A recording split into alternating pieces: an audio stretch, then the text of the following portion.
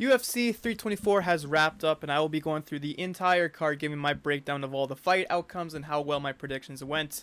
It was a pretty decent little fight card here. It was all right. Like I said in the predictions video, it would just be a fine fight night, and it was. It was just a fine little pay-per-view here. So let's go through the card here, starting with the early prelims and break it all down. Starting with Ty Miller versus Adam Fugitt. Ty Miller gets the KO finish over him. Did I not predict this? Did I not predict that Ty Miller would have a performance of the night worthy fight against Adam Fugitt here to start off the Paramount era? And that's exactly what he did here. He beat up Fugitt for a long time. Fugitt tried to come back. He had some good moments. He had a spinning elbow that cut Miller pretty badly, but Miller could not miss with the right hand and is able to get the finish in the first round at the very end of the first round. Very good performance from him. He looked UFC ready in this fight, so I'm excited to see where he goes on from here. Next fight, Josh Hokit defeats Denzel Freeman by first round KO TKO. Denzel Freeman, man. Look, I don't think Denzel Freeman is necessarily a bad fighter. I don't think he's like... There's a lot of heavyweights I think he could beat in this division, but he had an all-time bad performance here. 0 for 7 on significant strikes is fucked up, man. Not a single attempt at a body strike or leg kick or nothing, dude. Holy, he was just letting Hokit have his way with him, which is something I've noticed, like, Hokit start to, like, is kind of really good at. He's really good at controlling and pacing a fight out, and forcing his opponents to fight his kind of fight, which is something like is a good thing for when you're in the heavyweight division. You're kind of going through all these fucking random guys first before you're able to get to the rankings, which I do think he probably will be able to get. He is, I've heard him be called the heavyweight Colby Covington, which I think he is exactly who he is and what he's being presented as himself. So he looked good here, though. I will give him props. I do think he is starting to become a bit of a problem for the UFC's heavyweight division. He looks like a serious actual contender, someone who is serious about climbing the ranks here. So good for him. Good performance here. Freeman can bounce back. I guarantee you, I think Freeman can bounce back here, man. So hopefully, he will be able to. You know, I want to see Denzel Freeman do well, bro. I think he's got it. Up next was supposed to be Michael Johnson versus Alexander Hernandez, but that had to be canceled the day of due to betting irregularities. I love we live in a time right now. I include this just so I can talk about this. I love that we live in a time now where, you know, someone from Hernandez's camp. I just realized they fucking misspelled this in the photo that I use here. That's really cool. Some fucking idiot, some absolute moron in Hernandez's camp decides to leak the fact that he's going into this fight with a fucking huge injury, which shifts the betting lines from like way in Hernandez's favor to a pick'em. So, you know, the UFC gets the call and they just have to pull the fight. So now everything's fucked up. You know, these guys are fighting for 10 and 10, so that probably fucks up everything financially for them as well. So that's really cool. That's really awesome this has to happen. And that we now live in a world where this is something that will probably continue to happen with how big sports betting has become in these last few years. I just want to know, I wonder how long it's going to take before a main event fight falls out due to betting irregularities as well. If that will happen this year, give me what you guys, you know, is there a poly market bet on that maybe? So you can fucking predict that as well. Or leave a comment. Just tell me what you think. If that will happen this year in 2026, will a fight be canceled, main event be canceled due to betting irregularities? Let me know in the comment section down below. But still, fuck this whole situation. I fucking hate that this happens now. Sucks for these guys, man. That really sucks. Moving on, we've got Alex Perez KO TKOing Charles Johnson in the first round as well. Fuck Charles Johnson. What the hell, dude? Was that really that big of a fluke, like over Joshua and was Loner Kavanaugh just that bad? Was I really that wrong about Loner Kavanaugh? That like you're losing to Alex Perez, bro. This guy looked horrible in his last 2 fights, and here he is laying your ass out. He was blitzing well. He had he caught him bad in the what's it called? In the first round, the first few minutes. Charles could just never recover from that. He was wobbling, he was backing up, he was getting walked down, just couldn't get anything going back again. He tried to clinch, but then got caught again bad. Face plant on the canvas. Ref calls a stop there. Good. I mean, to be fair though, good for Perez, man. Like this is a good situation for him. You know, he said in the interview that this was last fight on his contract. He had to make it count, and he absolutely did. So I feel good for him. He should be signed. He is still someone that obviously has something to prove in this division still. So I hope they keep him around, man. I hope they do keep him around. I think he's a good hand for the division. Charles Johnson, I don't know what to think of this, man. I think I called this. I was like, I fucking hate picking Charles Johnson fights, man. This guy is so... It's just such a wild card on how well he does, dude. It's really annoying. But moving on to an even more annoying outcome. Nikita Krylov gets a final buzzer beater KO TKO over Modestas Bukauskas. Modestas, bro. I'm over this guy, bro. I'm over it now. I'm off the bandwagon. If there was ever a bandwagon with Modestas, I'm not on it no more. This guy's not making the rankings, dude. Let alone, like, fucking reaching the high, like, the top, the pinnacle, if you will. Krylov was kicking at range for most of the fight. Bukauskas just couldn't land anything. He couldn't get out of first gear. He couldn't fight the style that he wanted to, it seems. He just didn't look good at all in any capacity. Krylov was controlling the entire fight, and at the very end, when Krylov was up 2-0, Bukauskas just tried to go for something. It didn't work. Krylov gets the TKO at the very last second of the fight and wins. So yeah, man, I don't know what this means for Bukauskas now. I don't think very good things, perhaps, but that's something to think about now when you go into your next fight, dude. Like, you haven't really fought the best competition in the world, and then when you get to the rankings, you kind of choke. So yeah, I don't know, man. That leaves you in a tough spot. I mean, hopefully you can bounce back, I guess, but we'll see come your next fight. I may not be betting on you, though. Up next is a TB Gautier, not KO or TKOing Andre Pulyaev. He made the full 15 minutes. Now listen here, if you think this is like some kind of like fraud checking of a TB Gautier, not the case at all. This is the first guy that's like, this is what happens when you put Gautier against a UFC caliber opponent. When you fight someone that actually belongs here, is that he gets kind of figured out a little bit. And, like, you know, the guy fights a little bit more intelligently than his other opponents, you know? So, for the majority of this fight, Gautier was walking down Pulyaev because that's how Pulyaev likes to fight sometimes, or at least when he loses. He was throwing big bombs. Again, Pulyaev fought really smart. He was avoiding the big shots. He threw some good head kicks that looked really nasty. Gautier, we've also seen that Gautier isn't really someone that would shoot takedowns. He would fake his level change. He's not really doing any of that. He's not feinting. He's just kind of a power merchant, I would say. He's just kind of looking for the big strike to end the fight. And if he doesn't get it, he will just continue to walk you down, absorb all your strikes, and then just keep trying to go for that find that right hook or an uppercut. So that's interesting. I'd like to see more improvements to Gautier's game now that he's had this kind of fight, which is, I think, a fight that every fighter should have. Someone that can take you the distance. You should be able to do that and still look good, which he did here. I would just like to see, you know, him fight in a way that's like that is better reads his opponent, because I do think Pulyaev fought kind of predictably here, but again, so did Gautier. He didn't really change up his game plan too much, or, you know, fight in a way, or not in a way that is so flat-footed. He just kind of stands his ground, and just finds the punches. I'd like to see him be a little bit more loose, kind of controlling the octagon a little bit more, cutting Pulyaev off at points. Because there are moments, right, where, like, you know, Pulyaev is, like, circling, right, and he gets caught with something, but it's not really a damaging blow, but the way he was trying to get out of it and the position he was in just made it really awkward for him, which ended up falling, which looked good for Gautier. But I'd like to see more of him actually being able to control that moment, like, you know, kind of catch Pulyaev in a moment where he's just trying to circle it, maybe with like a left hook or something like that. Something like that would be leaps and bounds in like improvements to Gautier's game. But still, this was a good fight. This was a good performance from him. He still did look good, and obviously still looked very powerful. He got a few knockdowns, I believe. Yes, he did. He got 2. So I'm excited to see more from him. I'm excited to see how he can take a fight like this and use it to, like, you know, learn from it, you know? So, good fight, though. This was a good performance from him. What wasn't was from fucking Umar Nurmagomedov getting the unanimous decision win over Figueiredo. I said this would be a performance of the night from Umar. It was not. Umar just spent most of the fight picking him at range. Figgy couldn't really land anything. He tried to mix in takedowns.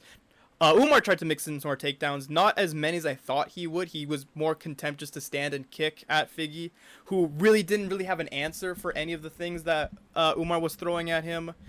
So no sub attempts really. No real scramble moments. Just mainly Umar outstriking him and keeping him down, which I have to say does kind of suck. I think for your chances for going for a title, like, you have to... Dude, that's the thing. That's what pisses me off, right? About, like, some of these bantamweight guys. And it's just, like, they put on good performances, but it's not good enough. it's just so like, you can't. Fuck, man. He deserves a title shot, but like they're not gonna give it to him because you fight a boring fight, man. Like, maybe it's just Figueiredo who always brings out the most boring out of his opponents. You know what I mean? Maybe this is a Figgy thing. But god damn, dude, you have to do more than that, because then the UFC's gonna look at other people, maybe down the card, as I'm gonna talk about later. But if you want title fights, you have to put on a better performance than this. You need to do better than this. Otherwise, they're gonna not fucking go that direction, and they're gonna probably give you the loser of whoever loses Jan O'Malley 2, bro. Like,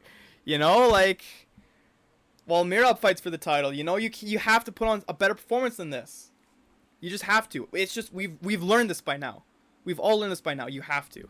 So, still, he got the unanimous decision wins, which it counts for something. He's still never lost a non-title fight, I believe, in the UFC. So good for him, I guess. But damn, dude, you gotta do better if you want an actual title shot again. You have to do better. Those were the prelims. They were, it was fine. It was whatever. They were decent. Moving on to the main card, though. Got the real shit right here. Silva defeats Arnold Allen by unanimous decision. This fight was fantastic. It was both a technical battle and a brawl at the same time, which is awesome.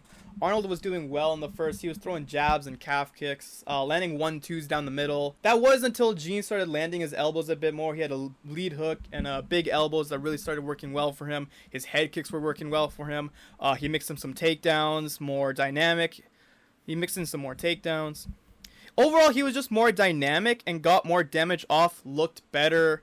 Like he was going for the finish, while Allen just kind of like to pick the jab a bit more, which led to Silva of ultimately getting the decision win. So good for him, man. Like he still looks like a very competitive contender for the title, and it's really important in this featherweight division to be as active as you can be with so much on the top not being that. So good for Silva to continuously just get in the octagon and prove why you deserve to be here.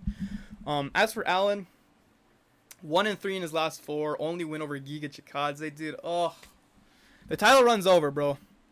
Title hopes are dashed, man. Give this guy Steve Garcia. Let's see him just kick that guy's ass, bro. Please. Let's not give him Kevin. If they give him like Kevin Vallejos over Steve Garcia or like Bonfim, bro, like I'm not picking it. I'm gonna take a vow of silence on that fight. I'm not picking whoever would win that, bro. You're not gonna listen. 2 goats can exist at the same time. They ain't gotta be one, bro. They ain't just gotta be one. I'm telling you. Fuck, man. I'm actually sad Allen lost that, but I was right on the pick. I'll take that.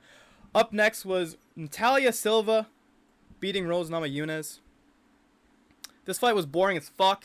Very close. Kind of a robbery. This is just the story of Rose's career. It's just close fights. You think you won, but then you don't, and then you're just, it's a robbery, and you just didn't do enough.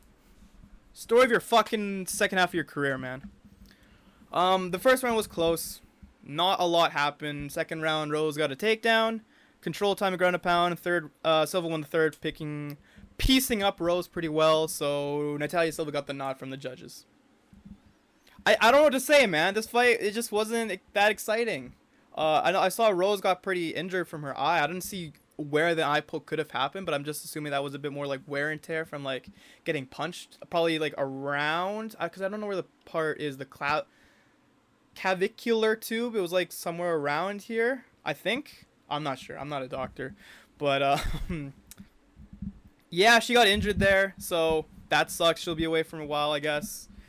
And yeah, Natalia Silva continues her undefeated streak in the UFC. I believe 7-0 now she is. So cool.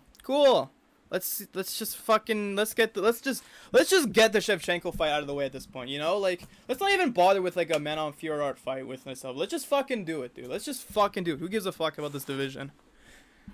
It's gonna be a boring fight. We already know it's gonna be a co-main event anyways. To like a bigger fight. We know that already. So let's just fucking get it over with. Up next, though, in our feature fight of the night,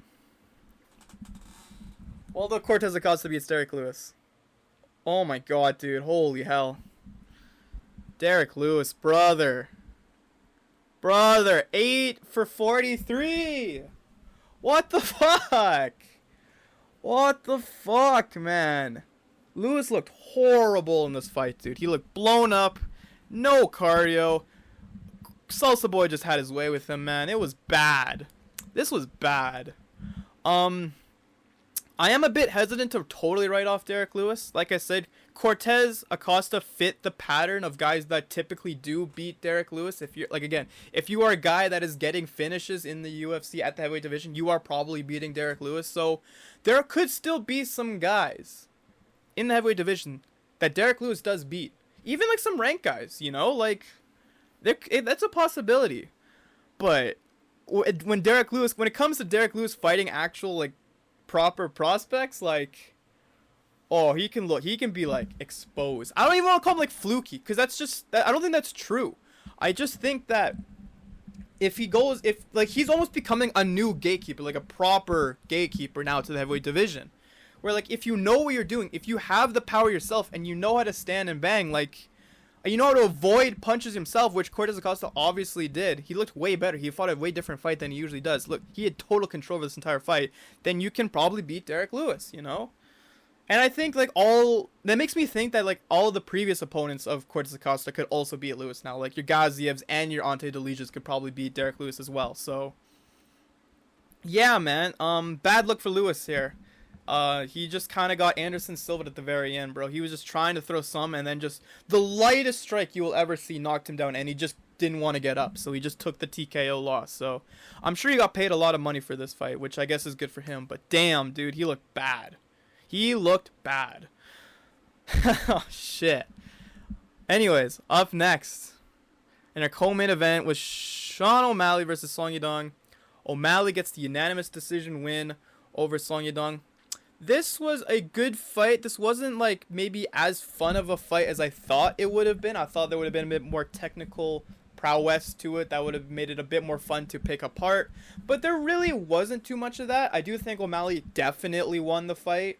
Yadong applied more pressure but was overall less accurate throughout. O'Malley was just getting the bigger striking exchanges and he was out damaging him. He was elusive. Yadong did get good takedowns at the end of the first and in the second, which basically won him the second round. I don't think he won the first. I think O'Malley definitely won the first because of the striking exchanges, but he got good takedowns in the second. He landed a clean right hook and some good calf kicks, but Sean comes back in the third round by continuing to be elusive, landing good strikes and just kind of dominating on the feet like we thought he would. You know, it's never, when it comes to Yadong, it's never like complete domination over him. It's always a very close fight because he's a guy that really loves to push the pace of a fight a lot.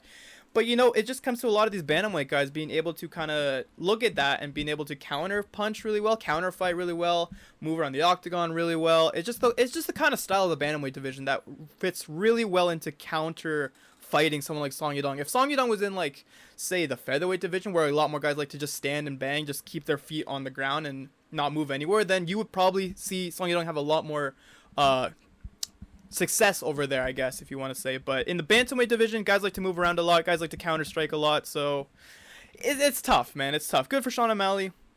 He's definitely proven himself a bit more, and it is the kind of performance that Dana White would probably look at and say, yeah, we're gonna run Petr Yan versus Sean O'Malley 2 at the White House card because, dude, it's fucking USA versus America, bro. USA versus America. It's USA versus Russia, dude. Like, that's, the story is right there.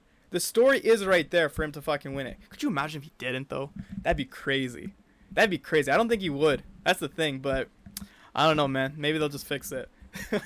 That'd be insane. Good performance from Sean O'Malley. He looked good here. So did Song Yadong. It's just, it's a tough matchup wise, but good fight. It was a pretty good fight. I was pretty entertained by it.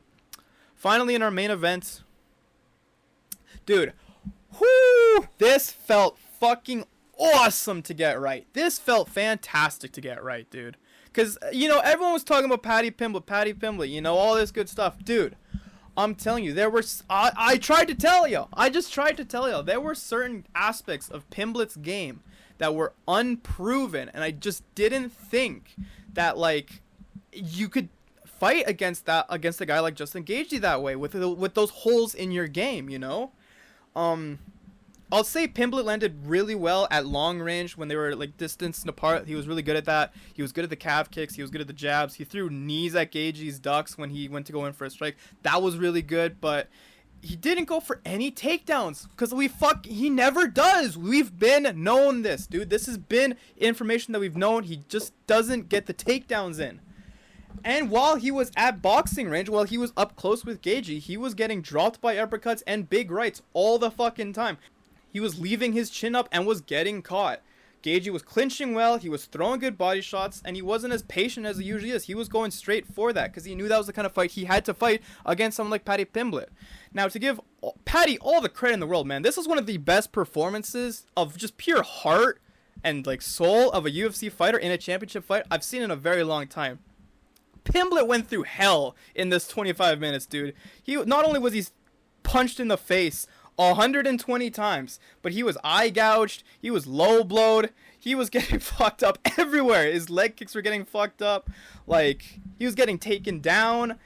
Like he fought really valiantly, and I have to give him all the props in the world for that. He, like, from that perspective, he can go 25 minutes. He has the cardio to be able to do that, which is a good thing in a fighter, you know, on this level, but it just wasn't enough, dude. Like I tried to tell you, you know, Gaethje's wrestling abilities, especially his defensive wrestling abilities, is so underrated because he's fought some of the most elite grapplers in the world, like a Khabib, like a Charles Oliveira. So people have this perception that a guy that gets a lot of submissions over like other 40-year-olds, when they go for takedowns, that he can get submissions too, and he will get submitted by Pimblett. But no, Paddy Pimblett just isn't an elite grappler. Like, you know, I get that. I don't know what.